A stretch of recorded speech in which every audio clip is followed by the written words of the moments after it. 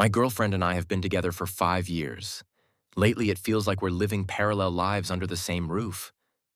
I don't know if this is what falling out of love feels like, or if we're just forgetting how to find each other again. I don't really know why I'm posting this. Maybe because I don't have anyone else to talk to about it, and Reddit has become my therapist at 2 a.m. when I can't sleep.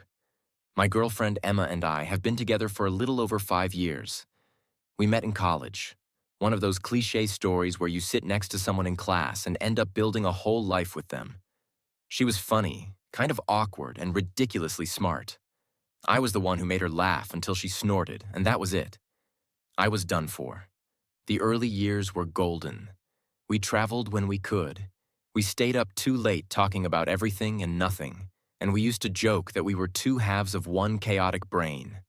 I remember one night when we got caught in the rain walking home from a concert, and she just laughed and danced in the street like we were in some rom-com.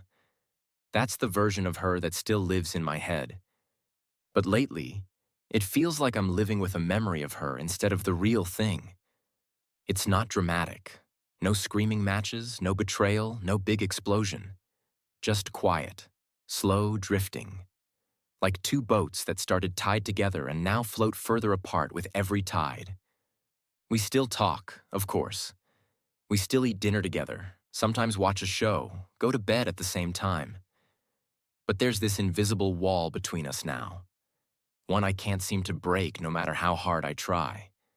I've caught myself looking at her across the table and wondering, when did she stop looking at me the same way? It's in the little things. She used to text me during work just to say hi or send a meme. Now whole days go by and we barely exchange anything more than, "Did you pick up the package?" Or, "What do you want for dinner?" We still say, "I love you." But it feels like punctuation now. Something said out of habit instead of feeling. I tried bringing it up once, about a month ago. We were watching some movie and there was this couple on screen falling apart and I just blurted out, "Do you think we're okay?" She paused, frowned a little, then said, "Yeah, why wouldn't we be?" I didn't know how to answer. Because how do you explain that it's not one big thing, it's everything and nothing all at once? After that, I stopped asking. I've tried small things to bridge the gap. Cooking her favorite meal, suggesting date nights, little notes like we used to do. She smiles, says thanks, and then goes back to scrolling through her phone. It's not cruel, it's just distant. And I keep wondering if this is just what happens when you've been together a long time. That the spark naturally fades and you learn to live with the quiet. But something in me refuses to believe that love is supposed to feel like this. Like waiting for something to come back that maybe never will. The worst part? She's not a bad partner. She's not mean, not unfaithful, not cold. She's just gone in small ways. The way she laughs now feels quieter. The way she hugs me feels like going through the motions. And sometimes, I swear I can feel her pulling away even when she's right beside me. I've been journaling a lot. Something my therapist, yeah, I started seeing one, told me might help me externalize the silence. It helps, a little. Writing things down makes the ache more real, but it also makes it easier to understand. Last night, I came across an old photo of us from 2019. Her head on my shoulder, both of us laughing at something stupid. I stared at it for a while, trying to pinpoint when that version of us disappeared. Maybe love doesn't end in a bang. Maybe it just fades quietly while you're too busy pretending everything's fine. It's been a few weeks since I made that first post. I didn't expect anyone to care, but reading the comments, honestly, it hit me. So many people said, "You're not alone." That sentence stuck with me. I'm not alone. Except that's exactly how it feels living with Emma these days. Our apartment is still the same, cozy, filled with the remnants of our shared life. But it's like the walls forgot our laughter. The same couch we once curled up on every Friday night now feels too big for the two of us. We sit there, side by side, both scrolling through our phones, both pretending the silence isn't screaming between us. I started noticing her pulling away in physical ways too. She doesn't reach for my hand when we're walking anymore. If I go to hug her, she hugs back, but lightly, like she's checking a box. One night, I decided to test something. We were lying in bed, and I didn't say, "I love you," before turning off the light. Normally, she'd say it first if I didn't. But that night, nothing.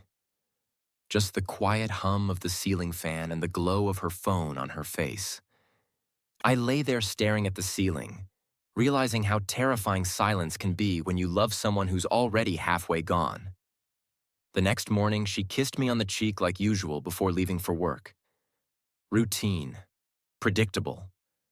Like she's following a script neither of us believes in anymore. That's when I started thinking maybe she's just staying because it's easier than leaving.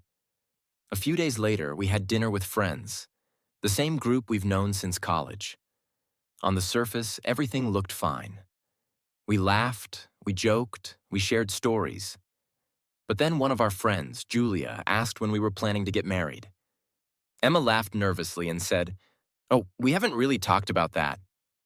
Everyone chuckled awkwardly, and I tried to play it off with a joke, but inside, something twisted. Because we had talked about it. Not recently, sure, but we'd once dreamed about it. The kind of wedding we wanted, the city we'd settle in, even the dog we'd adopt. And hearing her say it like it was some foreign topic, it stung more than I expected. On the way home, she was quiet. I wanted to bring it up, to ask why she said that, but I didn't. I was tired. Tired of being the only one trying to keep this thing alive. The next day, I came home early and found her sitting on the balcony with a cup of tea, staring at nothing. I joined her, trying to bridge the silence again. "Hey," I said softly. "Hey," she replied without looking at me. We sat there for a while. The city buzzed below us, cars honking, people talking, life moving on while ours stood still. Finally, I said, "Do you ever think about us? Like, where we're going?" She hesitated. I could feel the answer before she said it. "Yeah," she whispered. "All the time." I waited, but she didn't say more. Just stared out at the skyline like she could find the words somewhere in the distance. "And?" I pressed gently. She finally looked at me, eyes soft but tired. "I don't know, Daniel.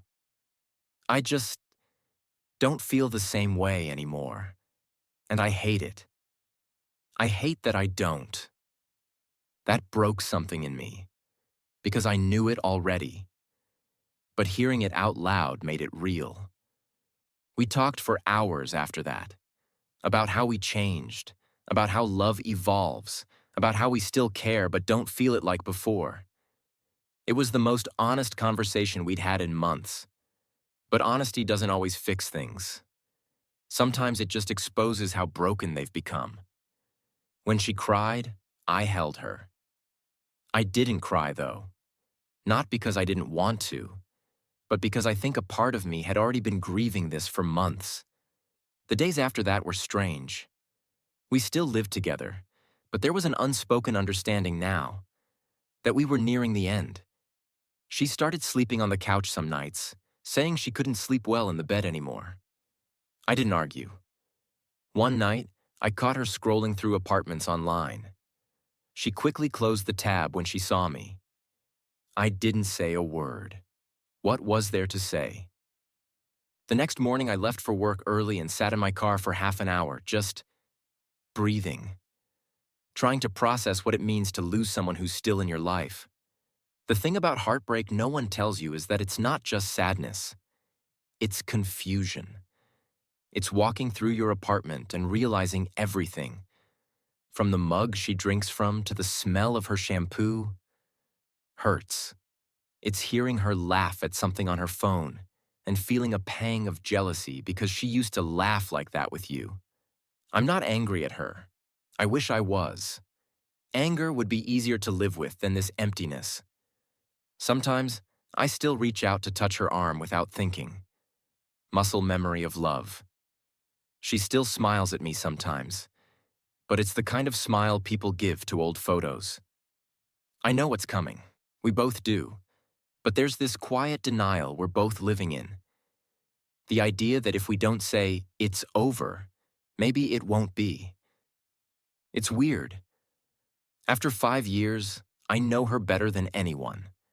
I know how she takes her coffee, how she hums when she's nervous, how she taps her fingers when she's deep in thought. But I don't know what she's thinking anymore. I don't know what version of me she remembers when she looks at me. And I keep wondering, when love fades like this, is it kinder to let it go? Or to keep trying until there's nothing left? It happened on a Sunday. Funny how endings always choose ordinary days. You expect fireworks, shouting, some cinematic storm. But no. It was just a quiet, cloudy Sunday. The kind where the sky looks like wet paper. I woke up to the sound of drawers opening and closing. For a second, I thought she was just cleaning again. She always did that when she was anxious. But then I heard the zipper. That slow, heavy sound of luggage being opened. I stayed in bed for a moment, staring at the ceiling, hoping I was wrong. But when I walked into the living room, there it was. Her old navy suitcase sitting open on the couch, half filled with folded clothes. She looked up when she saw me. Not startled, not guilty. Just calm. That kind of calm that only comes when a decision's already been made. "You're leaving," I said, though it wasn't really a question. She nodded. "Yeah, I think it's time." The words hit like soft punches.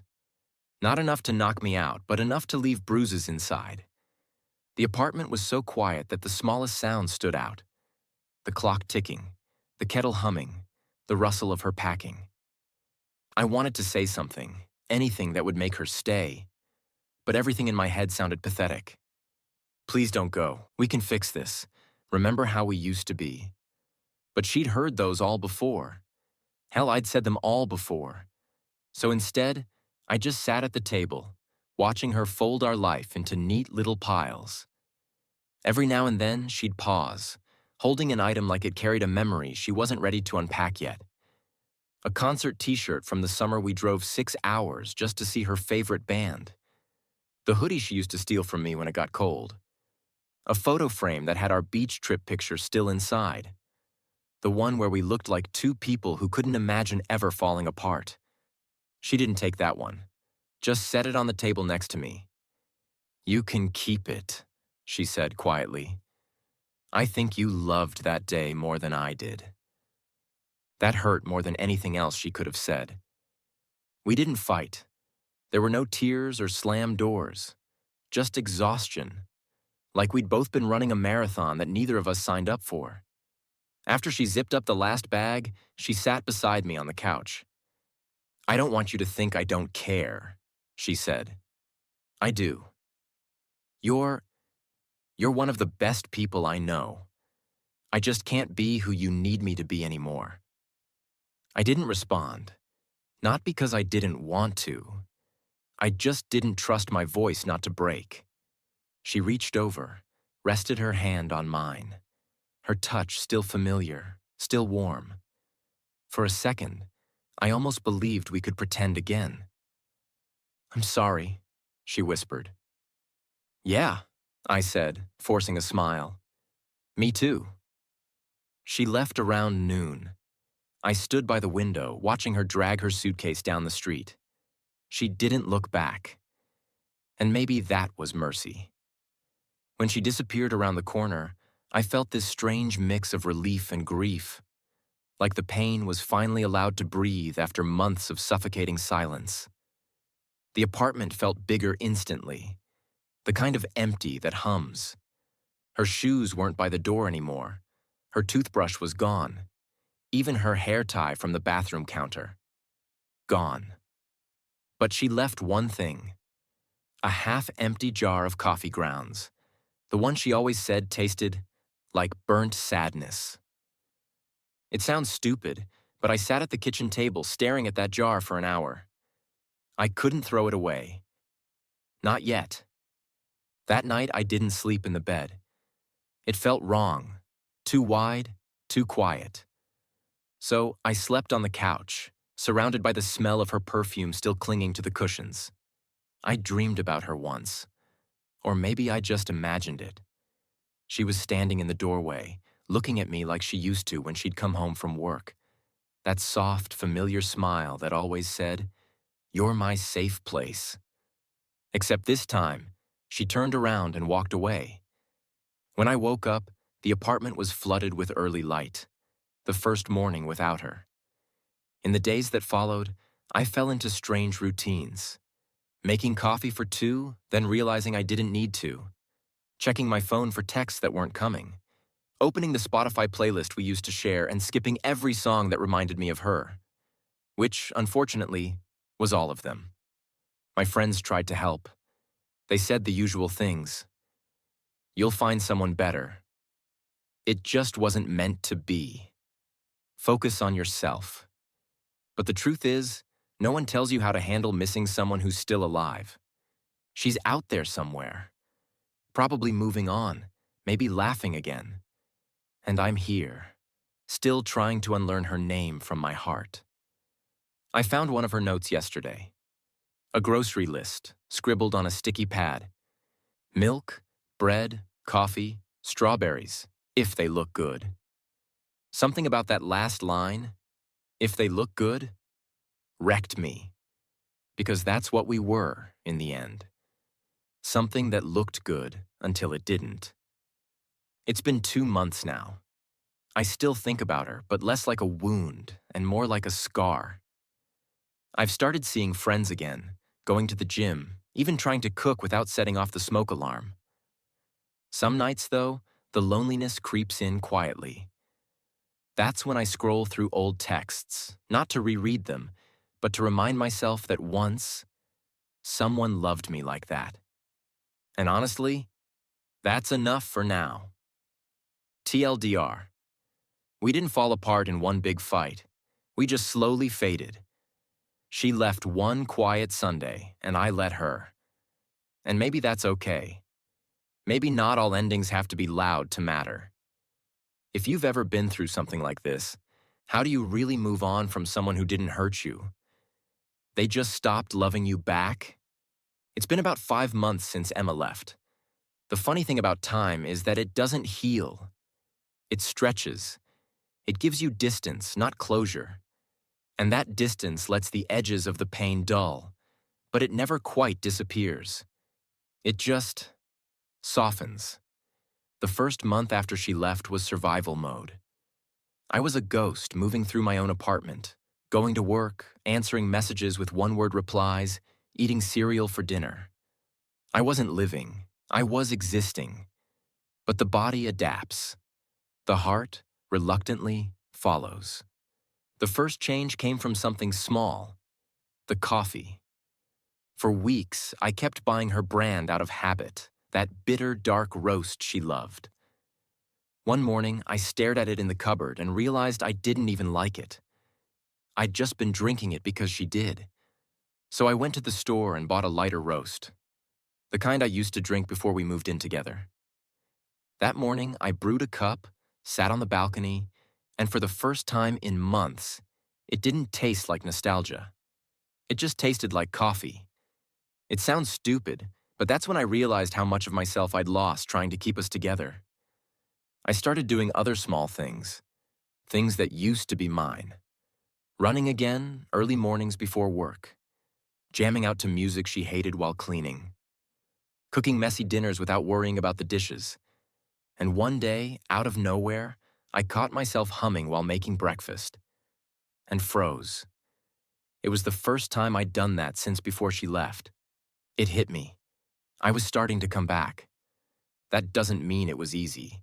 Healing isn't linear, it's a damn roller coaster. Some days I'd feel fine, confident, steady, even grateful. Other days I'd walk past a couple holding hands and my chest would ache in that old, familiar way. There were nights I wanted to text her, not to get her back, but to tell her something random like, "Hey, remember that old bakery near the park?" It closed, but I never did. Because what would that do? except reopen a door we'd both already walked through. One night, about 2 months after she left, I went out with friends for the first time in ages. They dragged me to this local pub. Nothing fancy, just beers, music, laughter. That's where I met Lena. She wasn't like Emma. Not in the way people usually say that. I'm not comparing. She was just different. Loud laugh, messy curls, eyes that looked like she'd seen some things but still believed in people. We talked for hours, not about love or loss, but stupid stuff. TV shows, childhood embarrassments, pizza toppings. It wasn't flirting. It was just connection. Human and uncomplicated. For the first time, I wasn't performing. I wasn't the guy who got left. I was just me. After that night, we became friends. We started running together on weekends, grabbing coffee after. I liked her energy. It reminded me that the world was still colorful. She never asked about Emma, not directly. I think she sensed it, that quiet ache that lingers behind your jokes. But one morning, while we were stretching after a run, she said something that stuck with me. You know, sometimes people don't stay because they're supposed to. They stay long enough to show you what you need to find in yourself. I didn't say anything then, but that line kept echoing. Maybe that's what Emma had been all along. A mirror. A reflection of who I was with her, not who I was without her. Around the 6-month mark, I did something big. I redecorated. New paint, new plants, new energy. I took down the pictures of us, not out of anger, but acceptance. I boxed up the old souvenirs, the concert tickets, the postcards, and put them in a drawer. Not thrown away, just put away. Closure doesn't have to mean forgetting. It just means you stop bleeding when you remember. I've started journaling again, something I used to do years ago. It's mostly messy thoughts, scribbles about the day, random things I notice.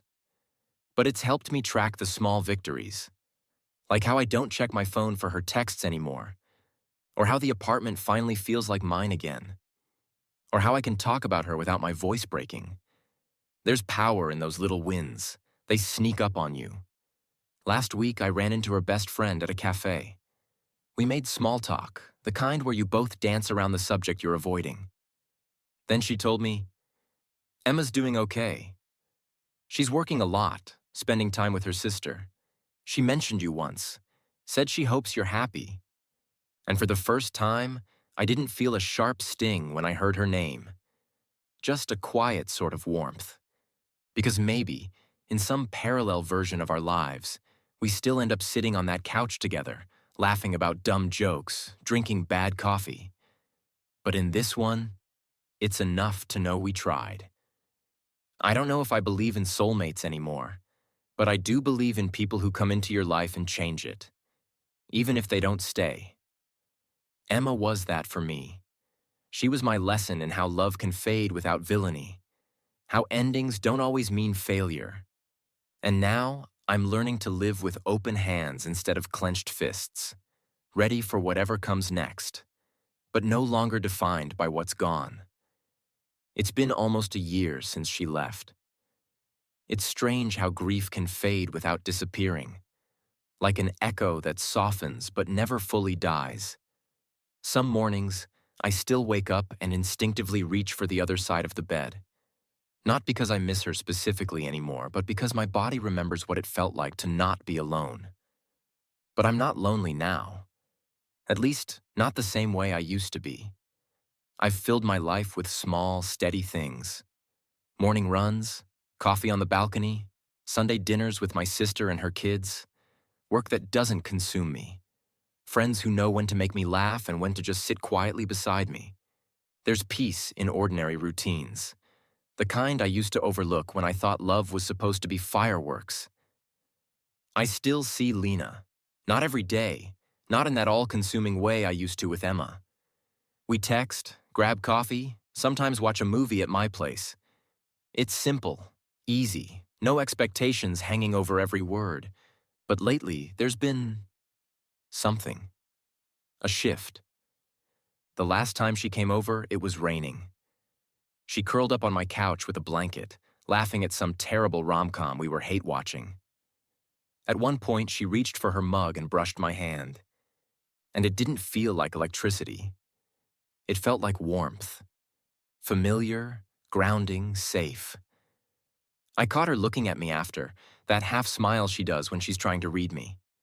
"You okay?" she asked. "Yeah," I said. "I think I am." Later that night, after she left, I sat there staring at the door for a while, thinking about how different it felt. To not ache, to not chase. With Emma, love had been all effort. Every gesture was a way of saying, "Please stay." Every silence was a test I kept failing. With Lena, it's calm. It doesn't feel like trying to prove something. It feels like breathing. A few weeks later, she invited me to a friend's art show downtown. It was in one of those tiny converted warehouses. Soft lights, clinking glasses, strangers pretending to understand abstract paintings. She introduced me to her friends as my friend Daniel. It caught me off guard, not because of what she said, but because of what I felt. Nothing defensive, nothing eager to correct her. Just acceptance. That word, friend, didn't scare me, because this time, I'm not in a rush to define what we are. I just want to be present. After the show, we walked along the river. The city lights flickered in the water. The air smelled like rain and street food. She told me about her family, her dog, the book she's been meaning to write but hasn't started. And for a moment, I realized I wasn't thinking about the past at all. I wasn't comparing or measuring or worrying about what comes next. I was just there, with her in that moment.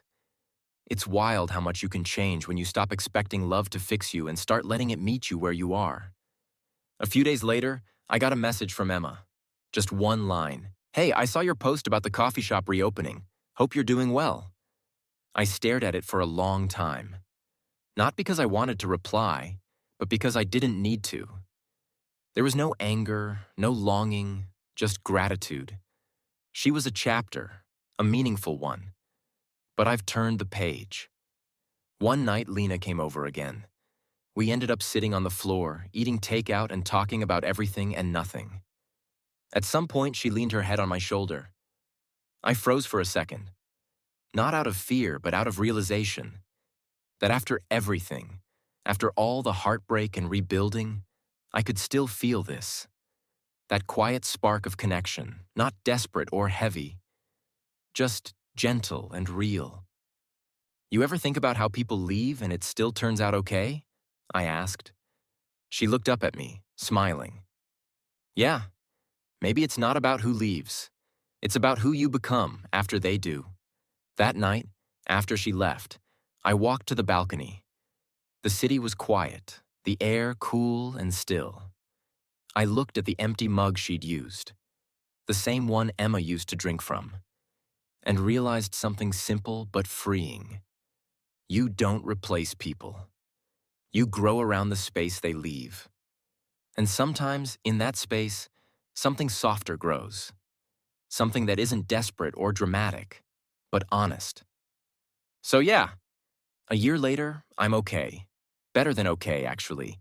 Not because I've moved on in the movie sense, but because I've moved forward. I still think about her sometimes, both of them in different ways. Emma taught me what it means to lose. Lena reminds me what it means to begin again. And somewhere between those two truths, I found myself.